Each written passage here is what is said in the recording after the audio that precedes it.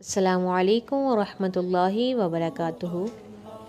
नबी करीम सल्लल्लाहु अलैहि वसल्लम ने फरमाया, जिसने मगरिब के बाद 10 बार कहा ला इलाहा इल्लल्लाहु वहदहु ला शरीका लहू लहुल मुल्कु व लहुल हम्दु युहयी व युमीतु व हुवा अला कुल्ली शैइन कदीर, अल्लाह उसकी सुबह तक हिफाजत के लिए मुसल्लह फरिश्ते भेजेगा जो इसकी शैतान से हिफाजत करेंगे और इसके लिए इनके एवज़ 10 नेकियां लिखी जाएंगी जो इसे अजर सवाब का मुस्तहिक बनाएंगी और इसकी मोहलिक बुराइयां और गुनाह मिटा देंगी और इसे 10 मुसलमान ग़ुलाम आज़ाद करने का सवाब होगा।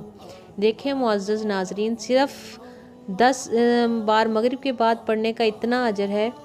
ये जामिया तिरमिज़ी की हदीस नंबर 3534 पर यह हदीस का हवाला भी साथ दिया गया है।